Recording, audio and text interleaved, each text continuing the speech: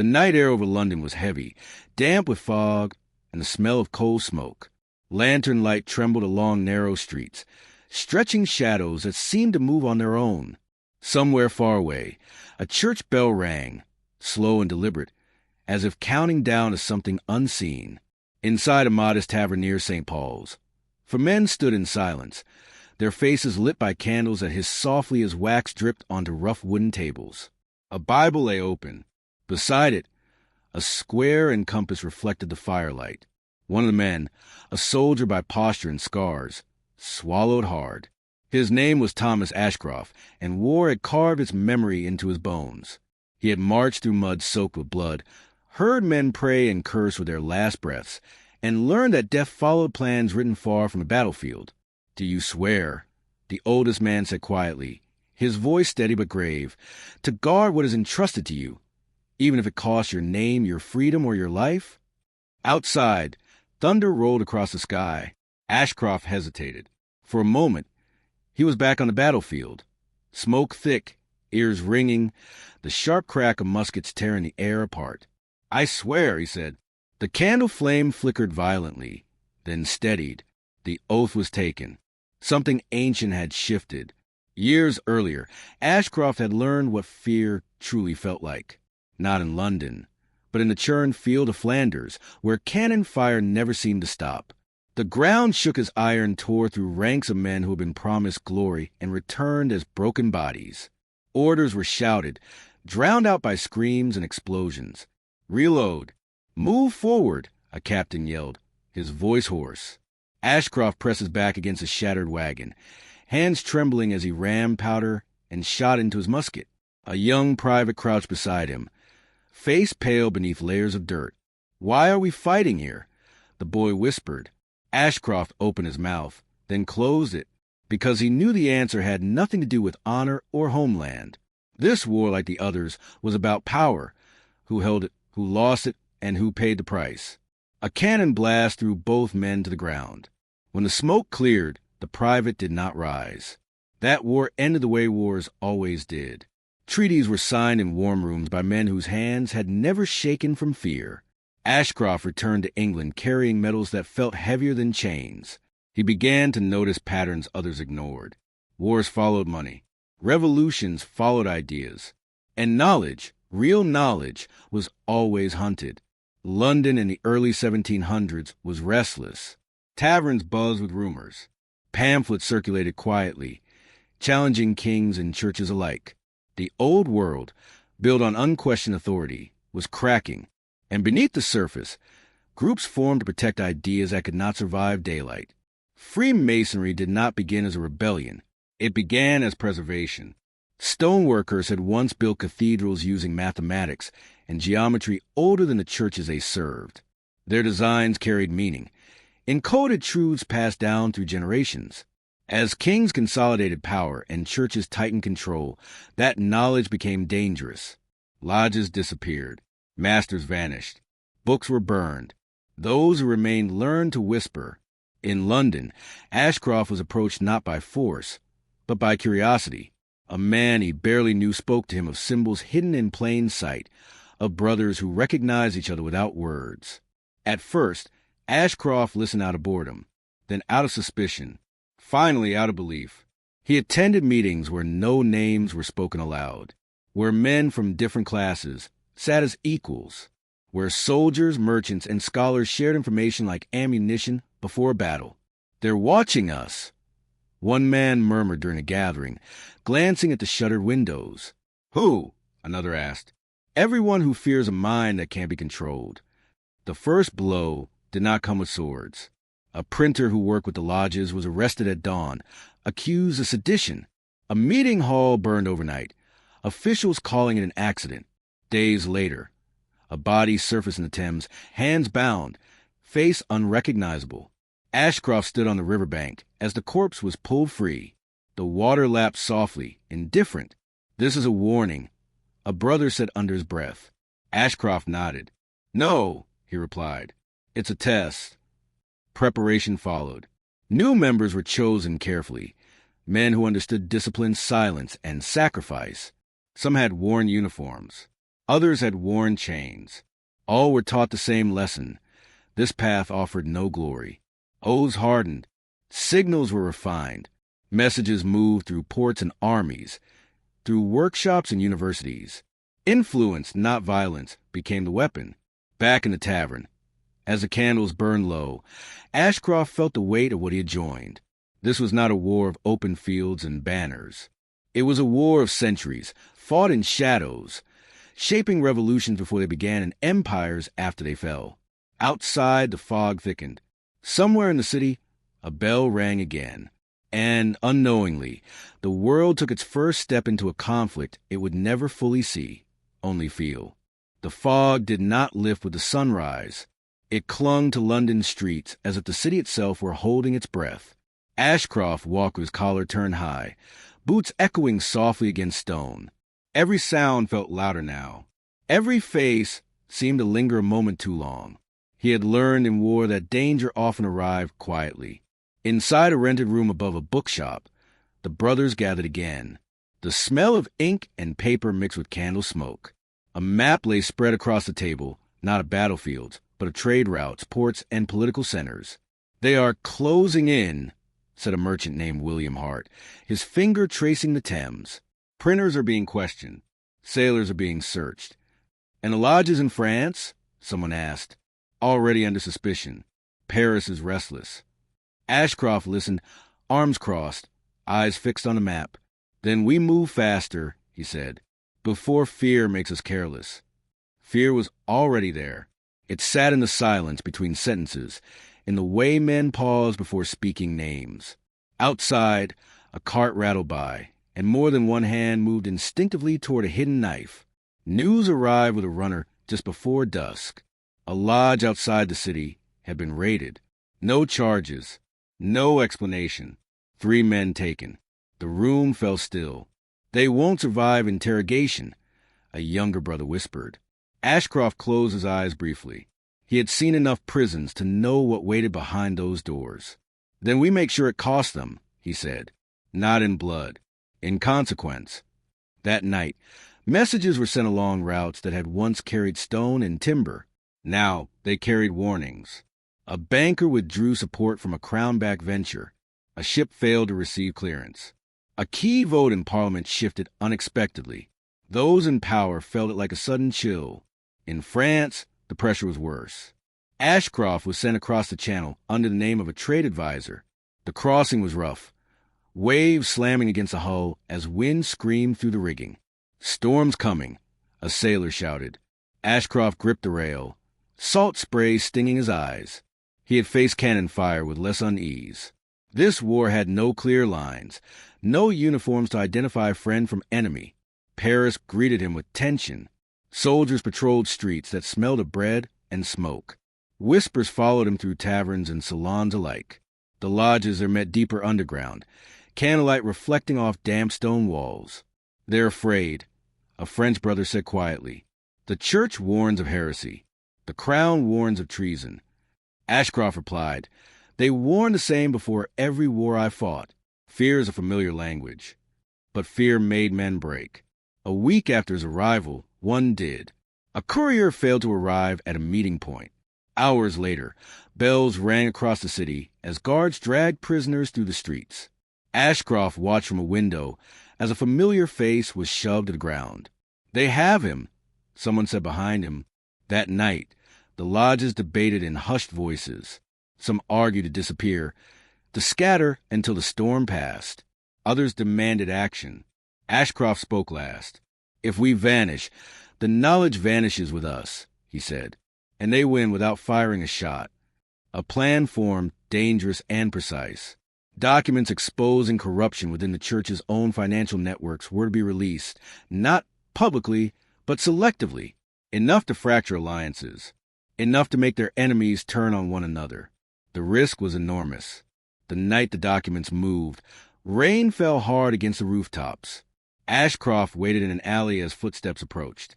A shadow slipped the packet into his hands. "Go!" the man whispered. Shouts echoed nearby. Boots pounded stone. Ashcroft ran, heart hammering louder than the storm. He ducked through a doorway as guards rushed past. torches flaring. Breathing hard, he pressed himself against the wall. For a moment, he felt the same rush as battle, the clarity that came when survival depended on seconds. The documents reached their destinations. Within days, accusations flew. Investigations stalled. Old allies became enemies. Victory, however, was never clean. The captured brother was executed publicly. Ashcroft stood among the crowd as the sentence was carried out, rain washing the blood into the gutter. No names were spoken, no symbols shown. That night, the lodges gathered in silence. Candles burned low as Ashcroft looked at the faces around him, older now, harder. "We won something," a man said quietly. Ashcroft shook his head. "We paid for it." In the weeks that followed, pressure eased.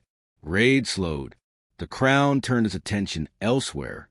But the cost lingered in empty chairs and unspoken grief. Ashcroft wrote in his journal before leaving Paris. He did not record victories, only names, only sacrifices. When he returned to London, the fog was thinner, but it had not gone. The war had shifted, not ended. It would move through revolutions, through empires yet to rise. Ashcroft understood that now. This was not a fight to be won in a lifetime. It was a burden passed forward. As the bells rang again across the city, he whispered a truth no treaty would ever record. The most powerful wars are fought without armies, and the deepest scars are the ones history never sees. Winter arrived early, and with it came a brittle silence that settled over London. Frost clung to rooftops and turned the Thames into a slow-moving ribbon of steel. Ashcroft stood on the river's edge, watching barges drift past like ghosts. The executions in Paris still haunted him. Faces returned in his dreams, their voices lost beneath the roar of unseen crowds. Inside the lodges, caution hardened into discipline. Meetings grew shorter. Signals changed. Trust, once given freely, was now earned through patience and proof. This war, they had learned, punished carelessness more brutally than any battlefield. One evening, a naval officer arrived unannounced. His uniform was worn, his eyes hollow with exhaustion. He introduced himself only as Captain Ellis. "The Crown is building fleets faster than it admits," Ellis said quietly, warming his hands near the fire. "Not for foreign war, for control." Ashcroft exchanged glances with the others. Control of the seas meant control of trade, information, and escape. "You're certain?" he asked. Ellis nodded. "I've seen the orders, and I've seen what happens to men who ask questions." The room grew tense. If the Navy turned inward, no port was safe. Messages that traveled by water would be trapped. The Brotherhood's lifelines would be cut. "We need eyes where we've never had them," said William Hart. Ashcroft leaned forward. "Then we place them," he said, quietly. Within weeks, Freemasons embedded themselves deeper into dockyards and shipyards. Carpenters, accountants, supply clerks. They listened. They counted. They memorized schedules. One night, a warehouse near Deptford erupted in flames. The fire roared high enough to be seen across the river. Crowds gathered as smoke rolled into the sky. It was an accident, officials claimed the next morning. Ashcroft knew better. The warehouse had stored naval manifests. Records had burned. Confusion followed. Ships delayed. Crews reassigned. It was a small victory, and like all small victories, it came with risk. A messenger failed to return from Portsmouth. Days later, his body was found on the road, throat cut, pockets empty. Ashcroft attended the burial in silence. Snow fell lightly, settling on the coffin like ash. A brother murmured a prayer, voice breaking. "This will never end," someone said. Ashcroft replied softly, "It ends when knowledge no longer needs hiding." Across the channel, Europe trembled. Famine stirred unrest. Philosophers questioned kings openly now. Pamphlets spread ideas faster than armies could crush them. The old order felt itself slipping. That was when the invitation arrived. A sealed letter, delivered by a trembling courier, bore a royal crest. Ashcroft read it twice, disbelief tightening his chest. The Crown wanted to speak. Privately. Trap. One brother said immediately. Or negotiation, another argued. Ashcroft folded the letter carefully. It's both, he said.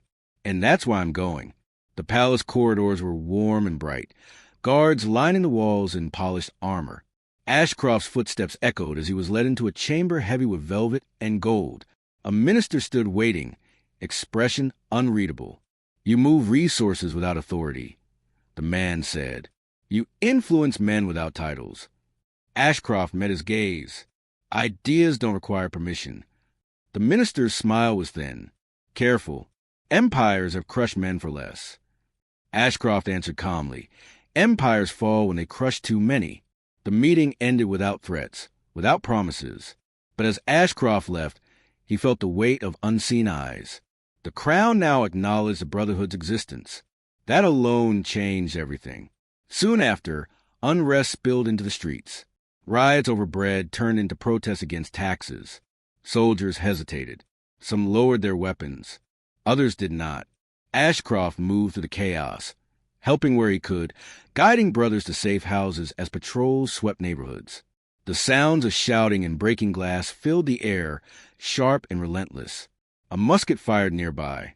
Screams followed. This was not their war. It was shaped by it. By spring, the Crown announced reforms, minor, carefully worded. Enough to calm the streets. Enough to buy time. In the lodges, reactions were mixed. They fear us now, William Hart said. Ashcroft shook his head. They study us. That night, Ashcroft wrote again. He no longer recorded only names. He recorded moments, when power hesitated, when soldiers chose mercy, when ideas slipped past walls built to contain them. He understood something with painful clarity. Secrecy protected knowledge, but it also isolated it. The Brotherhood stood at a crossroads between shadow and influence. As dawn broke over London, pale light cutting through the mist, Ashcroft closed his journal. Somewhere beyond the horizon, greater storms were gathering. Revolutions would come. Crowns would fall. And when they did, the quiet war they fought now would shape who rose from the ashes and who vanished into history without a name. Spring did not bring peace. It brought movement. London streets grew louder, crowded with merchants arguing prices, sailors telling rumors, and soldiers watching too closely. Ashcroft felt in the way conversation stopped when uniforms appeared, in the way doors closed a second faster than before. The Crown's reforms had slowed unrest, but suspicion remained thick in the air. A courier arrived before dawn, soaked from rain, breathless. Scotland, he said. They're moving against the lodges there. Ashcroft read the message by candlelight. Raids in Edinburgh. Arrests in Glasgow. Ministers preaching openly against secret orders. They're widening the net, William Hart said, testing how far their reach goes. Ashcroft nodded. Then we test ours. He traveled north under the cover of trade, riding through fields just beginning to turn green. Villages along the road whispered of soldiers quartered in homes, of sermons that named enemies without faces. Fear traveled faster than news. Edinburgh was tense when he arrived.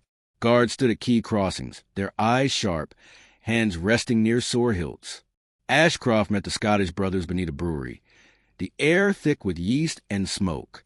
They've taken 2 of ours, one man said, anger barely contained. No charges. No trial. We cannot strike back openly, another argued. It will justify everything they say about us. Ashcroft listened, then spoke. We don't need to strike, he said. We need to endure. The plan was simple and brutal in its restraint. Lodges would go dormant. Records would be destroyed. Members would disappear into ordinary life.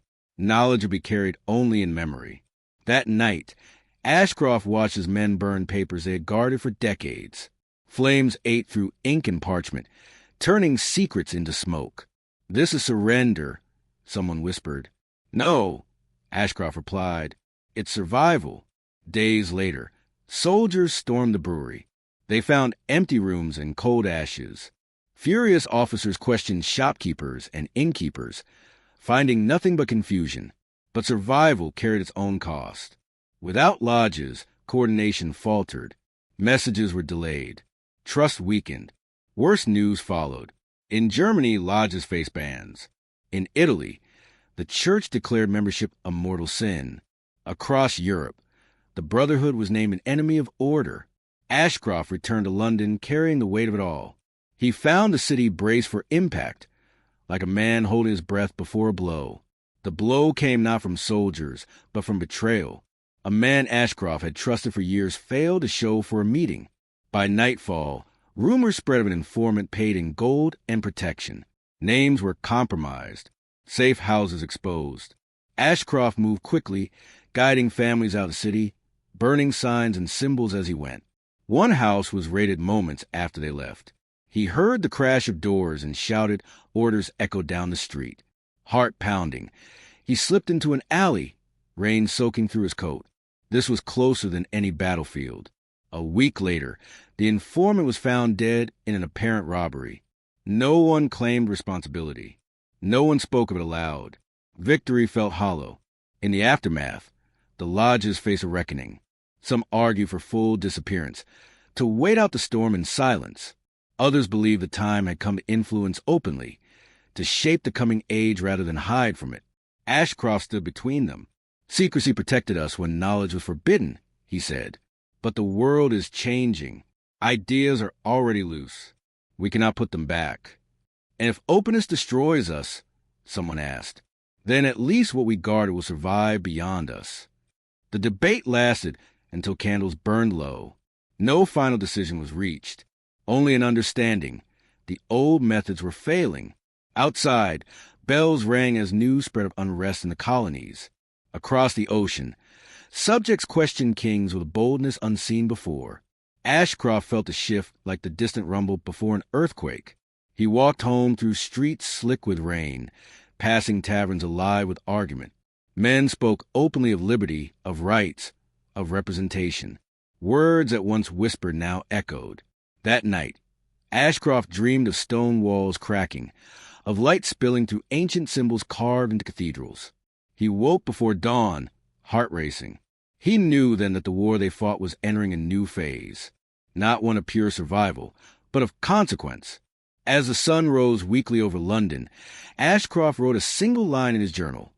When knowledge escapes the shadows, it changes the world, and the world answers with fire. Summer arrived with heat and unease. The air in London felt heavier now, thick with arguments that spilled from taverns into the streets. Pamphlets passed from hand to hand, their edges worn, their words sharp. Ashcroft read them quietly, recognizing ideas that once lived only in lodges now spoken openly by common men. Liberty, reason, brotherhood. The secrecy that protected the Freemasons was dissolving, not by force, but by relevance. A message reached Ashcroft from across the Atlantic, carried by a merchant ship that docked at dawn. The colonies were restless. Taxes imposed without consent had turned anger into organization. Meetings were being held in barns and churches, men speaking with a confidence that frightened governors. "They're using our language," William Hart said after reading the report. Ashcroft nodded slowly. "Ideas don't belong to us," he replied. "We only kept them alive." But the Crown noticed a connection. Orders tightened. Ships were searched. Letters intercepted. The quiet war across the ocean. Ashcroft was sent to the docks to meet a colonial delegate traveling under a false name. They spoke beside crates of sugar and rum, the smell of salt heavy in the air. "If war comes," the man said, voice low, "we'll need allies, knowledge, organization." Ashcroft studied his face. He saw resolve, but also fear. "War changes everything," he said, "including the reasons we fight." Before the delegate could answer, a shout rang out. Soldiers were moving through the docks, questioning sailors. Ashcroft stepped back into the crowd as the man disappeared down an alley. That night, the lodges debated again. Helping the colonies openly could mean open rebellion. Remaining silent could mean irrelevance. "We're not revolutionaries," one brother insisted. Ashcroft answered quietly, "Neither were we soldiers when we first picked up muskets." The decision was made in fragments, not declarations. Advice given quietly. Printing presses funded indirectly. Safe routes suggested, never ordered. Across the ocean, resistance hardened. Back in London, the cause grew personal. Ashcroft returned home one evening, to find his door ajar. Inside, drawers were overturned, paper scattered. Nothing of value was taken, only symbols, notes, and names. A warning. He stood in the wreckage, listening to his own breathing. This was no longer about lodges. It was about erasure. Days later, William Hart was arrested. The charge was vague, financial misconduct. Everyone knew what it meant. Ashcroft watched the guards lead him away. Hart's face calmed despite the chains. "Remember," Hart said softly as he passed, "this is bigger than us." Ashcroft did not sleep that night. He paced the room, memories colliding, the battlefield, the riverbank, burning papers in Scotland. Every step forward seemed to demand another sacrifice. The Crown moved quickly. New laws restricted gatherings. Publications were censored. Ministers spoke of restoring order, of enemies within. But control bred resistance. Riots flared in port cities. Soldiers refused orders. Whispers spread through regiments. Some remember brothers, oaths, shared symbols. Ashcroft met with Captain Ellis again, this time in a darkened cellar. "Men are questioning everything," Ellis said. "Once that starts, it doesn't stop." "Will you stand with them?" Ashcroft asked. Ellis hesitated. "I'll stand with reason," he replied. In autumn, news arrived that blood had been spilled in the colonies. Shots fired. Men dead. The words traveled slowly, but the effect was immediate. Silence fell over the lodges. Ashcroft felt it like a weight on his chest. The war he had tried to avoid had arrived anyway, louder, broader, impossible to contain. He walked through London that night, past shuttered shops and guarded crossings. The city felt divided, every man choosing sides whether he wanted to or not. At the river, he stopped and stared at the dark water. Years earlier, he had watched a brother pulled from these depths. Now, countless others would follow, their names forgotten by treaties and speeches. Ashcroft understood something then with painful clarity. Secrecy could no longer protect them from the consequences of influence. The ideas they guarded had escaped into the world, and the world was reshaping itself around them. When he returned home, he opened his journal and wrote until dawn. Not strategies, not symbols, warnings, because this war, unlike any he had known, would not end with surrender. It would end only when one vision of the future crushed another, and somewhere between freedom and control, ordinary men would pay the price. The first snow fell as news of open war across the Atlantic. London received it in fragments. Ships delayed, letters censored, rumors exaggerated. But the meaning was clear enough. The colonies were no longer protesting. They were fighting. Ashcroft felt the shift immediately. What had once been a quiet struggle of influence had hardened into something irreversible. Recruiting offices filled. Docks rang with the sound of hammers as ships were refitted for war. Drums echoed through streets already strained by fear. The Crown moved with urgency now, no longer pretending this was merely unrest. Ashcroft walked among the crowds, listening. Soldiers spoke of honor and loyalty, but also of doubt. Merchants worried about lost trade.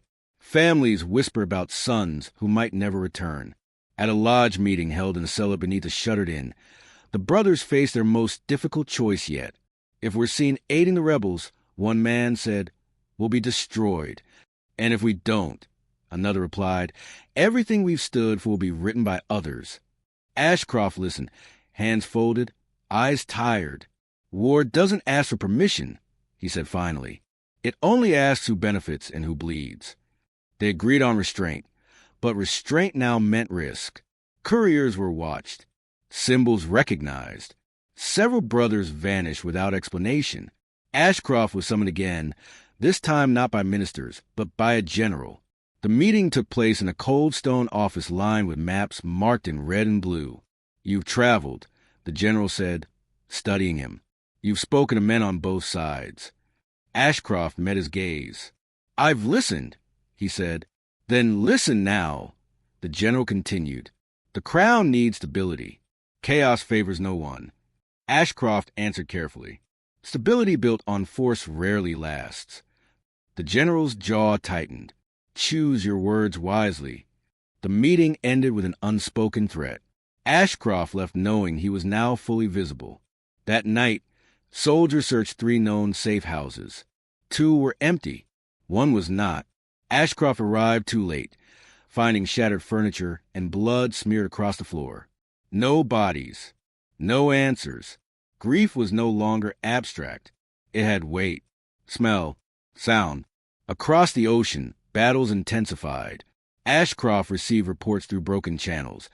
Ambushes, retreats, desperate victories. The language of war returned to him, like an old wound reopening. In a tavern near the docks, he overheard sailors arguing. One slammed his mug down. Why should we die so men in London can rule lands they've never seen? No one answered him. The war reached into the Brotherhood itself. Some members chose loyalty to the crown. Others quietly aided the colonies. The shared oath strained under divided futures. Ashcroft stood between them again, not as a commander, but as a witness. Captain Ellis returned, his uniform now carrying the marks of long nights. "They're planning mass arrests," he said quietly. "Not trials, just removal." "When?" Ashcroft asked. "Soon." Ashcroft moved fast. Messages were sent through forgotten channels. Men disappeared into countryside villages. Families fled under cover of darkness. Records were destroyed once more, this time with a sense of finality. In the chaos, Ashcroft faced his own choice: leave, vanish, or stay and risk becoming a symbol. He stayed. The arrests came at dawn. Boots thundered on stone. Doors splintered. Shouts echoed through the streets. Ashcroft watched from a window as neighbors were dragged out, some guilty, some simply convenient. A soldier knocked on his door. Ashcroft opened it calmly. "You're to come with us," the man said, eyes avoiding his. "For what charge?" Ashcroft asked. The soldier hesitated. "None given." Ashcroft nodded, grabbed his coat, and stepped outside. The holding cell was crowded and cold. Faces he recognized stared back at him. Fear, anger, resignation mixing in equal measure. Somewhere nearby, a man sobbed quietly. Hours passed. Then a name was called. Not Ashcroft's. One by one, prisoners were taken. Some returned bruised. Some did not return at all. When Ashcroft was finally released, without explanation, he understood the message. They were watching, measuring, deciding whether fear had worked. He walked back into the city as snow began to fall again, covering tracks, softening edges. London looked almost peaceful, but Ashcroft knew better. This war had reached a point where no side could claim innocence.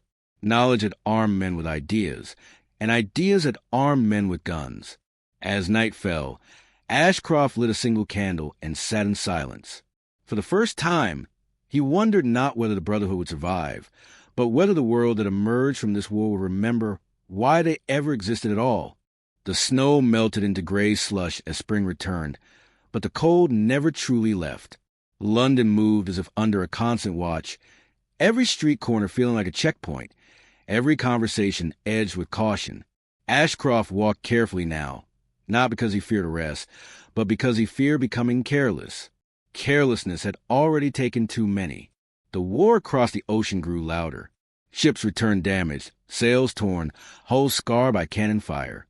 Dock workers spoke of ambushes and desperate retreats, of colonial fighters who melted into forests and struck without warning. The empire was bleeding slowly, and everyone could feel it. Inside the Brotherhood, unity fractured further. Men who once shared bread and symbols now avoided each other's eyes. Some wore the crown's uniform proudly. Others whispered prayers for its defeat. The lodges, once places of balance, became mirrors of the world's division. Ashcroft tried to hold them together, but even he felt the strain. One evening, a messenger arrived breathless, cloak soaked through. "They've seized the presses," he said. "All of them." Ashcroft closed his eyes. Printing had been the quiet heart of everything. Ideas multiplied, shared, impossible to unlearn. Without it, influence would shrink back into whispers. "Anyone arrested?" he asked. "2," the man replied. "One escaped." The escape printer was brought to Ashcroft's house before dawn. His hand shook violently as he drank water. "They knew exactly where to look," he said. Names, locations, everything. A chill ran through Ashcroft. This was not chance. This was intelligence. Someone is still feeding them, Ashcroft said quietly. Suspicion spread like poison. Every pause, every misstep became evidence in someone's mind. Brotherhood, once built on trust, began to rot from within. That night, Ashcroft burned the last of his coded notes. The fire reflected in his eyes as pages curled and blackened. Years of strategy turned to ash. If the knowledge survived, it would have to live in people, not paper. Weeks later, riots broke out again. Not organized protests, but raw hunger and anger. Bread shortages, rising prices. Soldiers formed lines, muskets leveled. Stones flew, shots followed. Ashcroft was caught between crowds as chaos erupted. He heard a young soldier shouting orders, voice cracking with fear. He heard civilians screaming as they scattered. A man fell near him, clutching his chest, blood soaking into the street. Ashcroft knelt instinctively, pressing his hands to the wound, but it was already too late. The soldier who had fired stood frozen, eyes wide, musket shaking. Ashcroft looked up at him. "Go," he said quietly. The soldier fled. That night, Ashcroft could not escape the image. This was the cost of ideas unleashed without mercy. Freedom and control collided in the bodies of ordinary men. News from the colonies grew worse for Crown. Victories were temporary. Losses were permanent. Parliament argued openly now. Factions forming, loyalties shifting.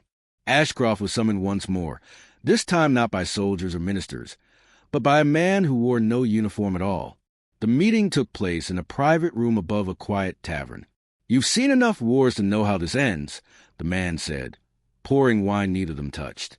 "Empires don't collapse all at once. They fracture." Ashcroft studied him. "And you want to choose which pieces survive." The man smiled faintly. "I want stability." "Stability for whom?" Ashcroft asked. The smile faded. "For those who can maintain it." Ashcroft stood. "Then we have nothing more to say." As he left, he felt the familiar certainty of having crossed another invisible line. Soon after, a message arrived from across the sea. A decisive battle had been fought. The Crown's forces had suffered a devastating loss. Celebration erupted quietly in some quarters, grim silence in others. Ashcroft felt no triumph, only exhaustion. Within the lodges, a final decision loomed. Disband fully, or accept that secrecy was no longer protection but paralysis. They met one last time in a candlelit cellar. Faces lined with age and stress looked back at Ashcroft. "We can't be what we were," someone said. "No," Ashcroft replied, "but we can choose what we become." The vote was never recorded. It didn't need to be. The Brotherhood would survive, but transformed, less hidden, less unified, more dangerous in its openness. As the meeting ended, Ashcroft lingered alone. He traced the familiar symbols carved into stone, worn smooth by generations of hands. Outside, London buzzed with rumors of defeat, a negotiation of an uncertain future. Ashcroft stepped into the night, knowing the quiet war he had fought for decades was ending. Not with victory, but with release. The ideas were free now, and free ideas, he knew, never returned quietly to their cages. The city waited. London no longer felt like a capital at ease, but hard under strain, beating too fast, unsure whether it would endure. Rumors of negotiations drifted through taverns and markets, carried by men who spoke in lowered voices, as if words themselves could still be punished. Ashcroft walked the streets each morning, listening more than speaking. He heard merchants calculating losses, soldiers wondering if their sacrifices had meant anything, widows counting coins with shaking hands. The war had changed everyone, even those who never fired a shot. A courier arrived from the continent with news that startled the lodges. Monarchs across Europe watched the colonial conflict closely. Some saw danger. Others saw opportunity. Secret channels stirred again, not to suppress ideas, but to study them. "They're learning from us," William Hart's former apprentice said during a meeting, using the same networks, the same quiet influence. Ashcroft felt a bitter recognition. "Power adapts," he said. It always does. The Brotherhood's transformation was uneven. Some lodges dissolved completely, their members choosing anonymity over purpose. Others emerged cautiously into public life, rebranding themselves as philosophical societies, charitable orders, schools of reason. Ashcroft helped where he could, guiding the transition, but he no longer tried to control it. Control, he had learned, was an illusion that broke under pressure. One evening, he was approached by a young man outside a lecture hall. The man's eyes burned with conviction. "You were part of it," he said. "The old lodges." Ashcroft studied him carefully. "What makes you think that?" "You carry yourself like someone who's seen the cost of belief," the man replied. Ashcroft did not deny it. "We want to build something new," the young man continued. "Open, equal, free from crowns and altars." Ashcroft sighed. "Be careful," he said. "The moment you build something powerful, it attracts those who want to own it." The man frowned but nodded. He would learn one way or another. Across the Atlantic, the war neared its end. Treaties were discussed, drafts rewritten, concessions weighed like lives on a scale. London braced for the announcement that would redefine its place in the world. When it came quietly. The colonies would be recognized. The empire would retreat. There were no cheers in Ashcroft's quarter of the city, only silence, heavy with realization. An era had ended. That night, Ashcroft stood on a bridge overlooking the Thames. The water flowed steadily, indifferent to borders and kings. He remembered standing here years earlier, watching a brother's body pull from the river. Time had moved on, but the current remained. He felt both relief and grief. Relief that the killing might slow. Grief for everything lost along the way. In the weeks that followed, Parliament fractured and reformed. Old alliances collapsed. New parties formed, each claiming to represent the future. The words reason and liberty were spoken so often they began to lose their weight. Ashcroft withdrew from public life gradually. He declined invitations, avoided debates. His work now was quieter, mentoring, warning, remembering. One afternoon, Captain Ellis visited him for the last time. The officer looked older, his uniform faded. "It's over," Ellis said. "No," Ashcroft replied gently. "It's changed." Ellis smiled tiredly. "That might be worse." They shared a drink in silence. As Europe adjusted to a world where an empire had been challenged and survived, but wounded, secret societies multiplied. Some claimed lineage. Others imitated symbols without understanding them. The Brotherhood's legacy scattered into fragments, some noble, some dangerous. Ashcroft watched with mixed feelings. Knowledge had escaped, but wisdom had not always followed. He wrote again in his journal, not for strategy, but for memory. He wrote of men who chose restraint over violence, of moments when influence prevented bloodshed, of failures that still haunted him. He knew history would simplify everything. It always did. It would speak of revolutions and treaties, of kings and generals. It would forget the quiet networks, the hidden debates, the choices made in candlelit rooms. One evening, Ashcroft attended a public lecture on reason and progress. The speaker praised the triumph of enlightenment over superstition, of openness over secrecy. The crowd applauded. Ashcroft did not. He left early, stepping into the cool night air. He understood now that secrecy had not been the enemy of freedom, nor had openness guaranteed it. Both were tools, shaped by those who wielded them. As he walked home, church bells rang across the city, their sound familiar and distant at once. London moved forward, carrying scars beneath its stone and smoke. Ashcroft smiled faintly. The war he had fought was never meant to be remembered, and perhaps that, he thought, was his final victory. Years passed with deceptive calm. London rebuilt its confidence slowly, like a man learning to walk after a wound that never fully healed. New buildings rose where old scars had been, and the city spoke less of war, though its consequences lingered in every ledger and every memory. Ashcroft aged quietly within this shifting world, his hair graying, his steps slower, his eyes sharper than ever. The Brotherhood existed now only in fragments.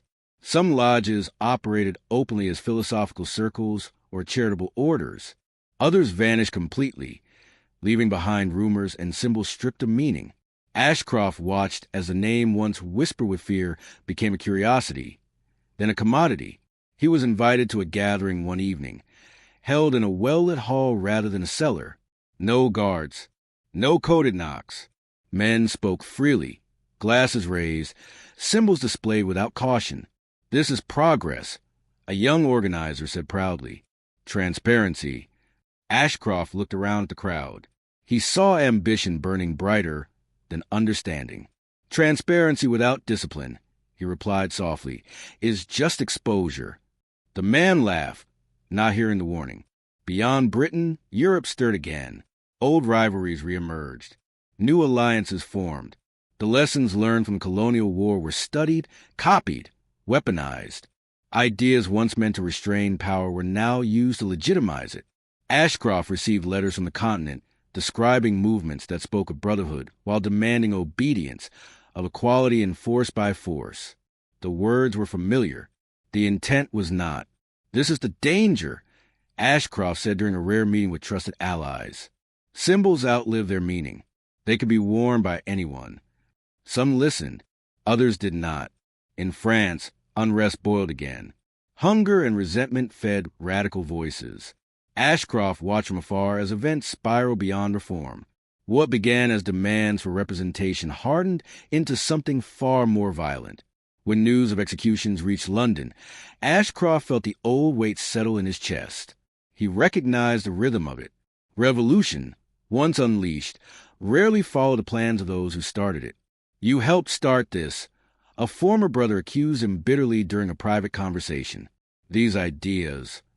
Ashcroft met his gaze. "Ideas don't kill," he said. "People do. But ideas tell them why." The man replied. The argument ended without resolution. It always did. As years turned, Ashcroft became a quiet witness to history repeating itself with variations. Empires learned to speak the language of liberty while tightening control. Revolutions promised equality and delivered new hierarchies. The Brotherhood's original purpose, to preserve knowledge from destruction, felt almost naive now. Knowledge was everywhere. Wisdom remained rare. One autumn evening, Ashcroft walked past a public execution in the city square. The crowd watched with a mixture of fascination and horror. Authority had returned to spectacle. Cloaked in legality, Ashcroft did not stop. He could not bear to watch again. At home, he opened his journal, its pages thick with age. He reread entries from decades past, names of men long dead, warnings unheeded, hopes written in steadier hands. He added a final reflection beneath an old oath. Power does not fear secrecy or openness. It fears understanding. Late that night, a knock came at his door. A woman stood outside, travel-worn, eyes alert. "I was told you might help me understand," she said. "Understand what?" Ashcroft asked. "How to change the world without becoming what I hate." Ashcroft smiled sadly and stepped aside. Some lessons, he knew, had to be passed on personally. They talked until dawn, not of symbols or oaths, but of restraint, patience, and the cost of certainty. Ashcroft did not offer solutions, only caution. When she left, the city was waking. Bells rang. Carts rolled. Life continued. Ashcroft felt his strength fading, but his mind remained clear. He understood now that the real legacy of the Brotherhood was not hidden power or secret rule. It was a warning written between generations. That war of ideas, influence, and belief never truly ends. It only changes hands. And the most dangerous weapons are always the ones people believe are used for good. The night was a restless sea of shadows, the distant echo of artillery still trembling through the hills. Captain Elias Ward sat alone in the mud-caked trench, his uniform smeared with soot and blood, listening to the low groans of the wounded. The smell of cordite mixed with the damp earth was suffocating, a reminder that the war did not sleep, and neither did fear. Around him, soldiers whispered in hushed tones, some murmuring prayers, others exchanging silent glances that spoke of exhaustion and dread. "Do you think it will ever end?" Private Mason asked, his voice barely audible over the distant rumble of tanks. Ward shook his head, the lines of fatigue etched deep across his face. "We survived this, Mason," That's all any of us can do. The wind carried the faint, metallic scent of blood from the field ahead, mingling with the cries of distant battles. Night raids had become routine. Planes slicing through the darkness, their engines a low growl above the chaos of gunfire below. Ward could still see the tracers arcing across the sky, their fiery paths illuminating fleeting glimpses of soldiers charging across no man's land. The sheer randomness of survival gnawed at him. 1 second, a man could be laughing at a shared joke. The next, a shell could reduce him to nothing but dust and memory. Suddenly, the ground shivered under the tremor of approaching artillery. Ward's squad snapped to alertness, rifles raised, eyes scanning the gloom. Shadows danced along the trenches as the enemy launched a surprise night assault, creeping closer to the mud like silent predators. Explosions shattered the quiet, the concussion waves rattling the trench walls. Ward shouted orders, his voice slicing through cacophony. "Hold your positions. No forward movement unless I give the word."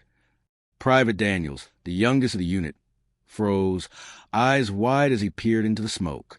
Ward's hand gripped his shoulder, firm. "You've trained for this. Trust your instincts." The first wave hit. Men lunged from the trench with bayonets and rifles, the clash of steel against steel echoing under the black sky. The air smelled of gunpowder and fear, a suffocating cocktail that made every breath a struggle. Ward fought with the precision of someone who had made peace with mortality. Every movement was calculated, every shot deliberate. He watched as comrades fell beside him, the cruel randomness of death etching itself into his memory. Minutes stretched like hours. By the time the enemy retreated, silence descended once more, broken only by the low groans of the injured. Ward leaned against the trench wall, mud dripping from his helmet, heart hammering. The field was a tableau of devastation. Bodies intertwined with the jagged remnants of barbed wire, the occasional flicker of dying flare revealing scenes of courage and terror in equal measure. In the aftermath, Ward moved among his men, checking for survivors, distributing water and rations with hands that trembled not from weakness, but from the intensity of emotion. Mason's face was pale, but he was alive.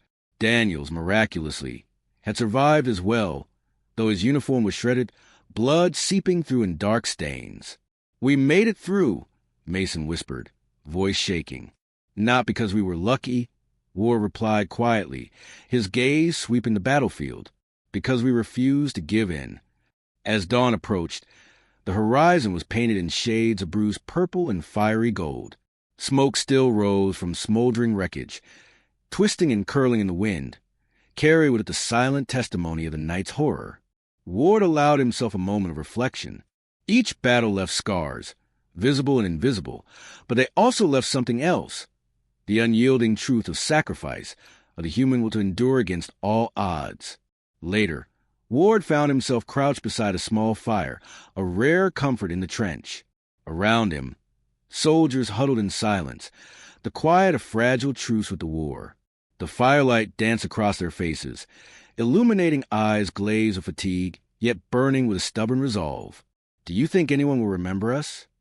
Daniels asked, voice trembling as he poked at the fire. Ward stared into the flames, thinking of the lives lost, the courage displayed, the bonds forged in the crucible of combat. "They will," he said finally, "not because they'll know our names, but because they'll understand the price we paid. Every moment we survived, every decision we made, it's all part of something bigger. History has a way of remembering the courage, even when it forgets the men." The morning came quietly, almost hesitantly, as if the world itself feared to wake and witness the aftermath. Birds began their cautious songs, tentative notes cutting through the haze of smoke. Ward and his squad rose from the trench, weary but unbroken. The war was far from over, and they would face more battles, more losses, more moments when life and death hung in a fragile balance. But in that moment, they carried forward not just their weapons, but the legacy of survival, of loyalty, of unshakable resolve. And as they prepared to move out, Ward knew that whatever lay ahead, the human spirit, their courage, their sacrifice, would endure, echoing the pages of history long after the smoke had cleared. The battlefield, scarred and silent, bore witness to their struggle. And somewhere in the shadows, the whispers of the fallen lingered, a solemn reminder that war demanded everything, yet often gave nothing in return. The morning broke with a heavy gray sky, the kind that presses down on the chest like the weight of unspoken fear. Captain Elias Ward wiped the grime from his face, eyes scanning the horizon where the ruined landscape stretched like a scar across the earth. Smoke from previous night's bombardment still curled in lazy spirals above the trenches, carrying the bitter scent of cordite and charred wood. Each breath was a reminder that the war had no mercy, and neither could they afford to have any. Ward's squad moved quietly, the occasional snap of a twig or rustle of mud sounding deafening in the tense silence. They had been ordered to advance to a forward position, a strategic ridge that overlooked the enemy's supply lines. It was a dangerous mission, one that required courage, cunning, and the acceptance that many would not return. "Stay low," Ward whispered, motioning for the men to crouch. "Move like shadows. One misstep, and they'll pick us off before we even reach the top." Private Mason's hands shook as he adjusted his rifle strap, eyes flicking nervously toward the ridge. "Sir, what if we don't make it?" Ward's jaw tightened. "Then we make sure the others do. That's all any of us can promise." They crawled through mud that clung like tar, the weight of their gear dragging them down. The distant rumble of artillery grew steadily, punctuated by the shrill whistle of incoming shells. The ground shook beneath them, and Ward could feel the vibrations in his bones, a pulse of death moving toward them with every explosion. Suddenly, the sharp crack of a sniper's rifle echoed from the ridge. Daniels, the youngest of the squad, froze, a look of panic crossing his face. Ward grabbed his shoulder, pulling him down just as a bullet tore through the earth where Daniels had been moments before. "Focus. Eyes forward. Move." Ward barked, heart racing. They continued their crawl, every second a delicate balance between survival and the inevitability of violence. As they neared the ridge, the enemy became aware of their presence. Machine guns erupted, spitting fire into the mud, forcing the squad to press their bodies flat against the ground. Bullets tore through sandbags and splintered wood, showering dirt and debris over the soldiers. Ward shouted orders, coordinating a return fire with careful precision. "Cover left. Daniels, Mason, suppress them while I move forward." The men obeyed, adrenaline sharpening their senses. Each shot was a gamble, each movement a calculation of life against death. Ward reached the edge of the ridge, peering over to assess the enemy lines. He saw soldiers scrambling, reinforcements arriving too slowly to matter. A sense of grim opportunity settled over him. "Now," he yelled. "Charge." They surged forward, mud sucking at their boots, rifles clutched tightly. Explosions rocked the ridge as shells buried themselves in the earth nearby. The air was filled with screams, the acrid smell of gunpowder, and the visceral panic of men caught in the raw heart of battle. Ward's mind narrowed to one thing: survival and victory. Every instinct, honed over months of relentless conflict, guided him. Amid the chaos, he saw Private Daniels take a direct hit, crumpling to the ground. Mason cried out, rushing to help, but Ward held him back. "Keep moving. We can't stop now." Ward's squad fought like shadows through the enemy line, bayonets clashing with steel, rifles cracking with deadly precision. The ridge became a hellscape of motion and sound, each second stretching into eternity. Yet somehow, against all odds, they reached the top. The enemy line faltered, disoriented by the sudden, ferocious assault. Ward ordered his men to secure positions, using the high ground to rain fire down upon the retreating soldiers. Slowly, the tide turned. The enemy began to fall back, leaving behind weapons, supplies, and the remnants of their morale. As the echoes of gunfire faded, Ward surveyed the ridge. The field was littered with bodies, the cost of victory written in blood and mud. Daniels was gone, but Mason and the others survived, battered and exhausted. Ward sank to ground, chest heaving, eyes closing for a brief moment of reprieve. The victory was hollow. Every advance came with a price, every success marked by the absence of someone who had once stood beside them. Ward knew that the war was far from over. This ridge was only one of countless battles, each leaving scars on men and land alike. Around him, his squad began to tend to the wounded, share water and rations, and whisper words of encouragement. The human spirit, fragile yet resilient, endured in the cracks between explosions and death. Ward walked among them, feeling the weight of leadership, the responsibility for lives entrusted to him, and the burden of decisions that could mean life or death. History will remember this, he murmured to himself, though he knew the names of the fallen might never be spoken again, not because of the glory, but because we refused to surrender. As night approached, they dug shallow foxholes along the ridge, preparing for the inevitable counterattack. The wind carried distant artillery fire like the echo of ghosts, a haunting reminder that the war did not sleep. Ward sat beside Mason, sharing a moment of silence. "Sir," Mason said quietly, "how do we keep going?" Ward looked out over the ridge, the terrain scarred by human conflict, and the setting sun casting a somber light over the battlefield. "One step at a time, Mason. One step at a time. We honor the fallen by moving forward, by fighting not just for ourselves, but for the people who cannot." The ridge, now their vantage point, will hold for the night.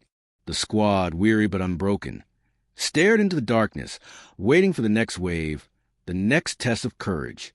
They knew the war would continue, unyielding and merciless, but in that moment, they'd carve out a small victory against the chaos.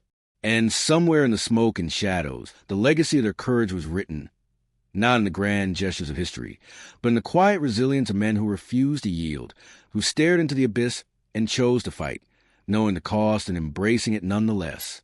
The night deepened, yet in the hearts of the survivors burned a steadfast flame, the unwavering truth that courage was forged in the crucible of war, and even when the cost was unbearable, the human spirit could endure. Dawn arrived slowly over the shattered valley, pale light filtering through the thick smoke that still clung to the hillsides. Captain Elias Ward crouched at the edge of the ridge, surveying the scarred landscape below. The ridge had been hard won, but he knew the reprieve would be brief. Reports had come in. Enemy forces were regrouping, preparing for a counterattack that would test every ounce of endurance left in his men. The soldiers moved quietly, checking rifles, sharpening bayonets, and fortifying makeshift positions. Mud clung to their boots, and the weight of their gear pressed heavily on shoulders already exhausted by endless nights of fighting. The air smelled of wet earth, gunpowder, and iron, an ever-present reminder that death was never far behind. Ward knelt beside Private Mason, who was cleaning his rifle with hands that trembled slightly. "How are you holding up?" Ward asked softly. Mason's eyes flicked to the valley below. "I don't know, sir. Every time I think we're safe, something hits us." Ward placed a firm hand on his shoulder. "That's war. But remember this. It's not luck keeping us alive. It's discipline, training, and courage. You have all three." A distant rumble reached their ears, artillery fire beginning anew. The enemy's counteroffensive was coming. Ward rose, signaling his men to prepare. "Positions," he shouted. "Hold the ridge at all costs. Watch the flanks. Fire only when ready." The valley below erupted in chaos. Enemy infantry advanced, their rifles glinting in the weak morning light, backed by armored vehicles that churned through the mud. The first volley of shots rang out, echoing through the hills. Ward's men responded with deadly precision, bullets whistling through the air, each round aimed at halting the advance. Ward moved among them, shouting encouragement, adjusting positions and coordinating fire. Explosions shook the earth, and debris rained down from the occasional shell strike. Amid the chaos, he caught sight of Daniels, miraculously alive but wounded, struggling to reload his rifle.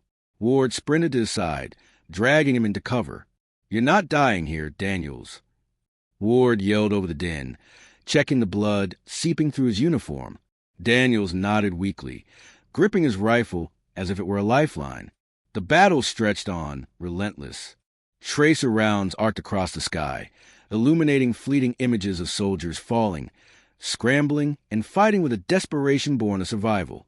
The ridge trembled under the pounding of shells, and the cries of the wounded filled the air, a grim symphony of war. Ward knew they could not hold forever. He made a split-second decision, signaling Mason and the others to create a crossfire trap. They repositioned quickly, using fallen debris and the uneven terrain to channel the enemy into a kill zone. The effect was devastating. Soldiers and vehicles were cut down with surgical precision. The enemy faltered, confusion spreading like wildfire through their ranks. Amid the fighting, Ward's thoughts turned briefly to the men who had fallen along this ridge, their courage, their sacrifice. Every life lost was a weight pressing on his conscience, yet he knew pausing to mourn could cost even more lives. He shouted orders again, his voice cutting to the roar of gunfire. "Hold! Don't let them break our line. Steady! Steady!" Hours passed in a blur of mud, smoke, and relentless combat. Ward's squad fought with grim determination, their bodies pushed beyond exhaustion, yet their spirit unbroken. The enemy attempted flanking maneuvers, but each was anticipated and met with decisive resistance.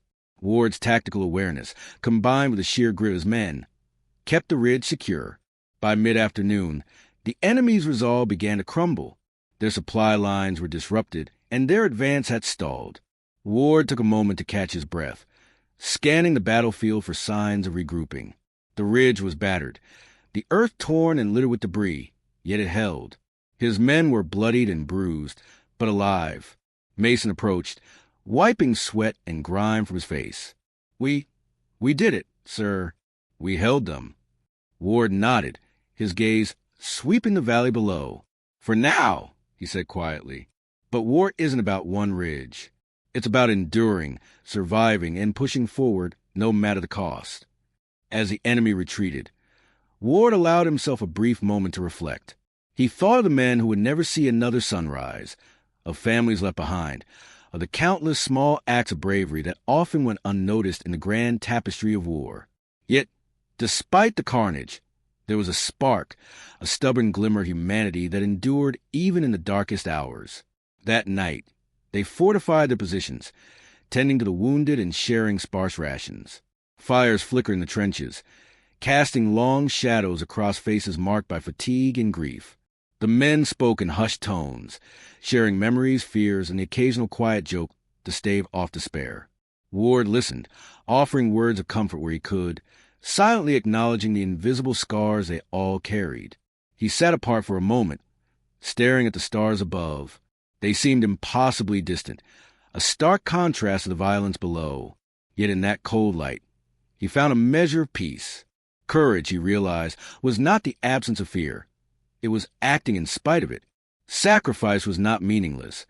It was a foundation upon which hope could survive. As sleep finally claimed the exhausted soldiers, Ward remained vigilant, eyes scanning the horizon. The war would continue, and tomorrow would bring new challenges, new horrors. But for now, the ridge stood, and on that ridge, a small band of men had proven that courage, unity, and unyielding resolve could turn the tide, even against overwhelming odds. In the quiet of the night, Ward whispered a promise, to the fallen, to the living, to history itself. We endure, we fight, we remember. And somewhere in the smoke-filled darkness, the echoes of that promise would linger, a testament to the human spirit amidst the chaos of war. The dawn came again, gray and heavy, pressing down on the battered ridge like an unspoken warning. Captain Elias Ward rose from his foxhole, muscles aching, body covered in mud and grime. The previous day's victory had been hard won, but intelligence reports warned that the enemy was regrouping for a final push. This would not be another skirmish. It would be decisive. Every soldier, every weapon, every ounce of resolve would be tested to its limits. Ward moved among his men, surveying their faces. There was weariness, yes, but also a hardened determination that only comes from surviving horrors together. Mason, his rifle slung over his shoulder, caught his eye. "We're ready, sir," he said simply, voice firm despite the tremor of fatigue. Ward nodded. "Then we hold. No one breaks this line. Remember, it's not just the ridge. It's everything behind it. Families, cities, lives. If we falter, the cost is more than we can imagine." The men took positions, rifles ready, eyes scanning the valley below. Ward's heart pounded as he thought of thousands of lives dependent on their endurance. The enemy appeared like shadows over the horizon, a dark wave moving with deadly precision. Tanks rumbled to the mud, artillery pieces opened fire, and infantry advanced in disciplined formation. The roar of war descended, relentless and unforgiving. Ward's squad fired in controlled bursts, their aim precise, each shot a desperate attempt to halt the advancing tide. Explosions shook the ridge, dirt and debris raining over them. The ground quaked beneath the force of artillery, and the air was thick with smoke and the acrid scent of burning. Every man fought with everything he had, muscles screaming, lungs burning, yet the human spirit refused to break. "Hold your line. Don't let them take the ridge." Ward shouted, voice cutting through the chaos. The men obeyed, bullets and shells flying around them, yet they moved with the rhythm of experience, honed by countless battles. Private Daniels, wounded but resolute, crawled forward to provide cover fire. Mason covered him, shouting encouragement as shells splintered the earth nearby. Ward watched, a mixture of pride and sorrow in his chest. These were not just soldiers. They were brothers, bound by blood, fear, and the unbreakable will to survive. The enemy's advance slowed, confusion spreading as the ridge's defenders met every maneuver with deadly precision. Ward seized a moment, ordering a counterattack. They surged forward, rifles swinging, bayonets flashing in the muted light. The clash was brutal, a symphony of steel, gunfire, and human determination. Hours passed in a haze of motion and noise. Ward's squad held their positions, repelling wave after wave of enemy assaults. Men fell beside him, their sacrifices etched into the soil of the ridge. Yet every loss strengthened the resolve of the survivors. They fought not just for survival, but for the memory of those who could no longer stand. By mid-afternoon, the enemy's momentum faltered. Their forces, exhausted and demoralized, began a disorganized retreat. Ward surveyed the battlefield, eyes taking in the devastation. The broken earth, the fallen men, the shattered vehicles, the smoke curling lazily from scorched ground. Victory was theirs, but was bittersweet, earned at an unbearable cost. Ward gathered his squad, distributing water and checking on the wounded. Daniels leaned heavily against a wall of sandbags, bandaged but alive. Mason's face was streaked with soot and blood, yet he met Ward's gaze with determined nod. "You did well," Ward said quietly. "All of you. Today, you've shown what courage really means, not the absence of fear, but the will to act in spite of it." The soldiers, exhausted yet unbroken, allowed themselves a brief reprieve. Fires flickered in the makeshift trenches, casting shadows over faces etched with fatigue and grief. The cries of the wounded mingled with the soft murmur of relief, alive for now, but aware that the war was far from over. Ward walked to the ridge's edge, looking down at the valley below. The enemy had been repelled, but the land bore witness to the price of survival. Bodies of friend and foe alike were strewn across the battlefield, a stark reminder that victory was never free. He closed his eyes, listening to the wind carry faint cries from the distance, imagining the families of the fallen, the homes they would never return to. The weight of command pressed heavily on him, yet he found clarity in the chaos. Leadership was not about glory. It was about responsibility, about carrying the lives of others even when your own soul ached with exhaustion and grief. As night fell, Ward's squad fortified the ridge, preparing for any counterattack the enemy might muster. They moved in quiet efficiency, a grim choreography perfected through months of relentless warfare. The ridge, though battered and bloodied, would hold. Ward sat beside Mason, sharing a moment of silence as they watched the smoke rise from the valley. "Do you ever think about what it will be like when this ends?" Mason asked quietly. Ward shook his head. "Not yet. Right now we fight. Later we remember. The cost of war is too high to dwell on what comes after." He stared into the distance, the horizon a mixture of fire and shadow, destruction and survival. Somewhere among the chaos, the courage of his men had carved a story that would echo long after the guns fell silent.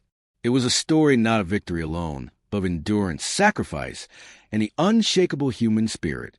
As the soldiers settled into their positions for the night, Ward made a promise to the fallen, to the living, and to the history that will remember them, that their courage, their sacrifice, and their unwavering resolve would endure, that even in the face of unimaginable horror, humanity could find strength, and in the ashes of war, the legacy of those who fought bravely would live on.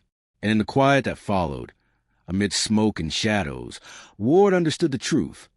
The ridge was more than just a battlefield. It was a testament to courage, a monument to sacrifice, a reminder that even when the world seemed to crumble, the human spirit could stand firm, unyielding and eternal. The night was merciless, the wind carrying the chill of distant mountains down into the shattered valley. Captain Elias Ward sat crouched against a cratered wall of earth, staring at the faint glow of fires that dotted the enemy lines. Dawn would bring the next confrontation, the final push that could decide the fate of the ridge. Every soldier in his squad moved with quiet determination, their faces etched with exhaustion, yet their eyes burned with a fire of defiance. "Tomorrow, it all comes down to this," Ward muttered, more to himself than anyone else. He checked his rifle, tightened his grip, and studied the map spread before him. The enemy's positions were fortified, their numbers significant, but intelligence suggested that their morale was fragile after the recent defeats.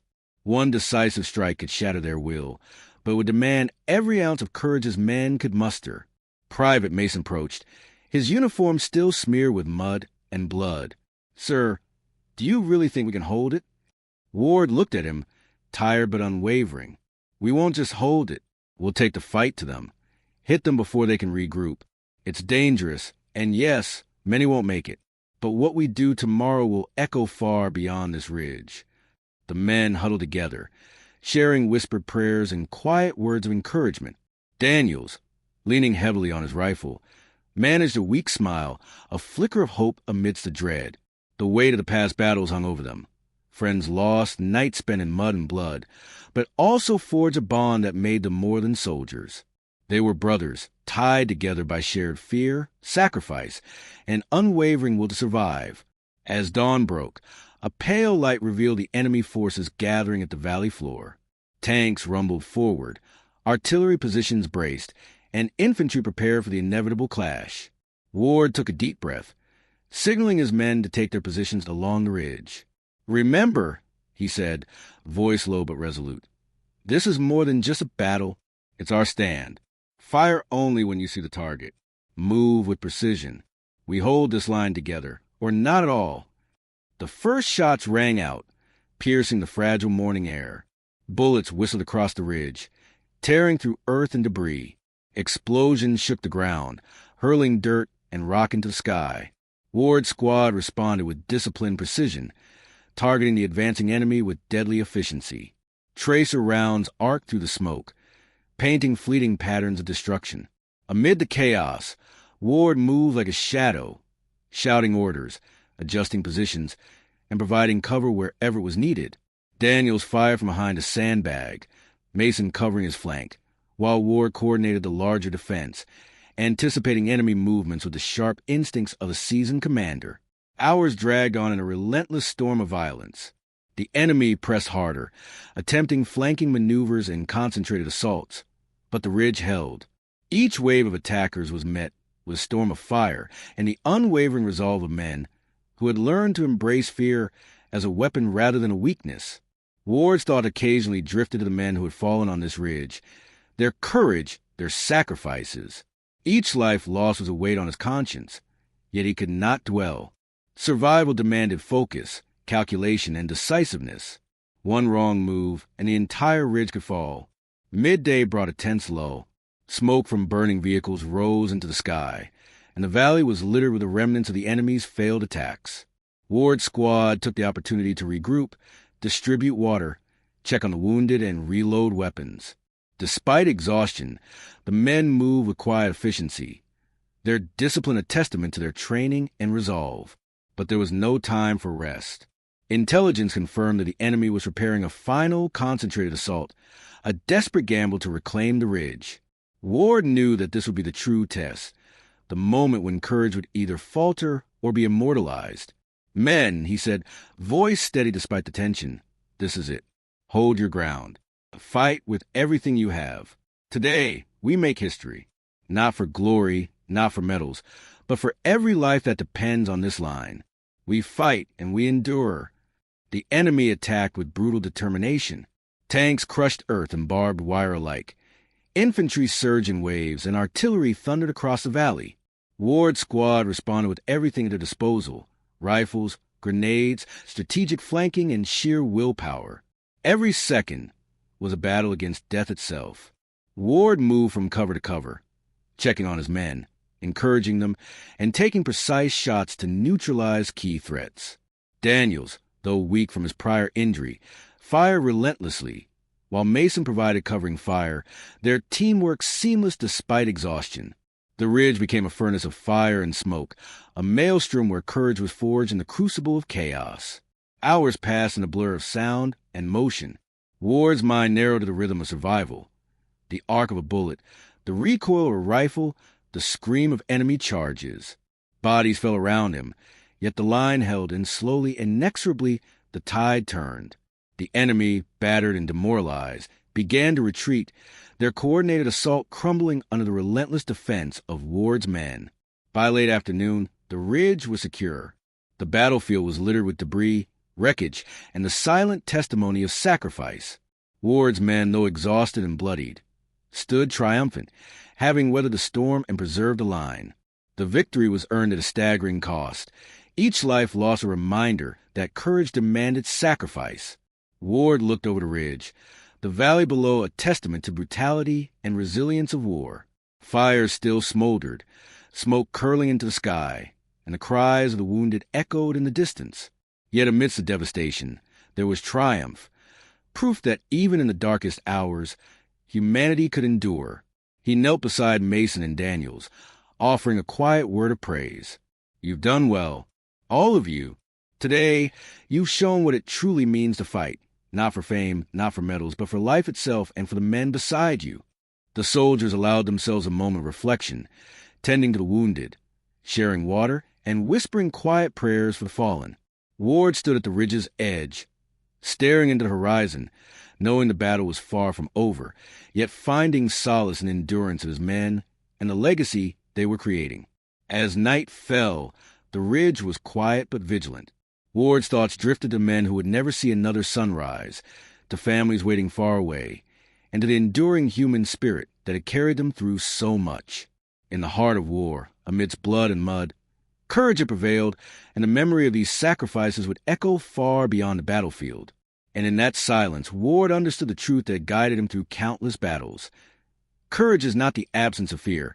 Sacrifice is not in vain. And the human spirit, even in the face of unimaginable horror, can endure, and endure it will. The morning sun rose over the ridge, golden and unforgiving, casting long shadows across the battlefield.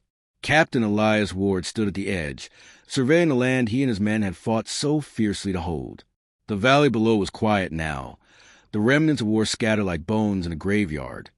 Broken artillery, shattered vehicles, and the fallen, their lives surrendered to the chaos of battle. The ridge, once a strategic high ground, had become a monument to courage, sacrifice, and the unyielding will of men who refused to yield. Ward's squad moved among the trenches and foxholes, tending to the wounded, gathering supplies, and helping the weary stand. Mason, exhausted yet resolute, adjusted his rifle and wiped blood from his face. Daniels, his wounds bandaged, surveyed the ridge with a quiet determination that spoke of survival against all odds. Ward allowed himself a moment to look at their faces. Young, weathered, yet unbroken. The enemy had been repelled, their final assault shattered against a steadfast line of men who had refused to retreat. But the cost was evident. Friends lost, bodies buried hastily, and the weight of trauma etched into every face. Ward knew that these scars would not heal with time, yet they carried the proof of endurance and courage, a story written in flesh, blood, and unbreakable will. Ward gathered his men in the center of the ridge, the wind carrying the faint cries of the wounded from below. Men, he said, voice steady yet heavy with emotion, what we've done here is more than a battle. It's a testament to who we are. Every life lost, every sacrifice made, every step we took in the mud and blood, it matters. History may remember us or may forget, but the courage we've shown will echo far beyond these hills. Private Mason spoke up, his voice trembling. Sir, all of this, it feels endless. How do we keep going? Ward's eyes swept the horizon, where smoke still rose from distant skirmishes. We keep going because we must.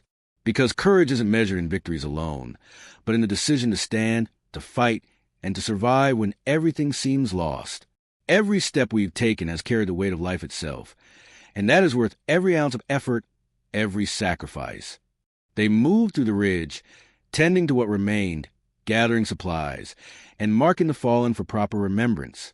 Ward knelt beside Daniels, who leaned heavily on him for support. "You survived against impossible odds," Ward said quietly. "Your courage has carried you through. Remember it. Hold on to it. It is as powerful as any weapon." The soldiers paused for a moment, watching the sun climb higher. Birds cautiously returned to the fields, their songs timid but insistent. It was a small, fragile reminder that life persisted even in the aftermath of devastation. Ward allowed himself a deep breath, feeling the wind against his face, tasting freedom and the bittersweet relief of survival. He walked to the edge of the ridge alone, looking down at the valley that had been a battlefield. The memories of those who had fallen weighed heavily on him. Men who had joked hours before the fight, who had shared fears and dreams, and who would never see another sunrise. Yet he knew their courage endured in every living soldier, in every action that kept the ridge secure. Their legacy was woven into the earth itself. Ward's thoughts drifted to the countless battles yet to come, the endless cycle of conflict and sacrifice that history would record. He thought of the commanders, the soldiers, the families left waiting, and the nations torn apart. Yet amidst it all, there was a singular truth. Human courage, when tested in its purest form, could endure even in the face of unimaginable horror. As the sun reached its zenith, Ward returned to his squad. "We will rest, but only for a while. The ridge holds, and with it, the lives of countless people. Today we honor the fallen by standing strong. Tomorrow we continue to fight, not for glory, not for recognition, but because it is our duty, and because courage and sacrifice demand nothing less." The men nodded, each in their own silent way acknowledging the unspoken bond forged through fire and blood. Mason adjusted his uniform. Daniels checked his rifle, and Ward allowed himself the briefest smile, a quiet acknowledgement of survival and shared strength. As evening approached, Ward sat alone on the ridge's edge, watching shadows lengthen across the valley. The air smelled of earth, smoke, and the lingering scent of sacrifice. In the distance, he imagined the whispers of the fallen, their courage etched into history. Each life had a story, each act of bravery a testament to the human spirit. And though the world might forget names, the essence of courage endured. Ward's voice was barely audible, a quiet reflection carried on the wind. War is relentless, cruel, and unyielding, but so too is the human spirit. Every sacrifice, every act of courage, every moment of endurance, they are not lost. They live on in memory, in history, and in the lives of those who survived to tell the tale. We endure because we must, and because the price of surrender is far too high. The ridge, battered yet unconquered, stood as a silent monument to the men who had fought and died upon it. The sun dipped lower, painting the sky in shades of red and gold, a fitting tribute to the courage displayed there. Ward rose, surveying the land one last time for the day, and turned to his men. "Rest now," he said, voice soft but commanding. "But never forget, the ridge, this battle, our sacrifices, they define who we are. Courage is not just surviving the fight. It is standing up again, each time, no matter how impossible it seems. That is our legacy." The soldiers settled weary but unbroken. Fires flickered. The soft murmur of whispered prayers filled the air, and for a brief moment there was peace amidst the echoes of war. Ward remained vigilant, eyes scanning the horizon, mind reflecting on the men who had endured, the lives that had been lost, and the lessons carved into the ridge by courage and sacrifice. As night fell, the ridge became a place of quiet reflection. The battlefield, once filled with chaos, now bore witness to the resilience of the human spirit. Ward's final thought before closing his eyes was clear and unwavering. The cost of war was immeasurable, but the courage displayed, the bonds forged, the sacrifices made, would endure forever. And somewhere in the smoke, the shadows, and the wind across the ridge, the story of bravery, endurance, and the price of sacrifice would echo through history, reminding the world that courage is eternal, and that the legacy of those who fight and endure can never be erased.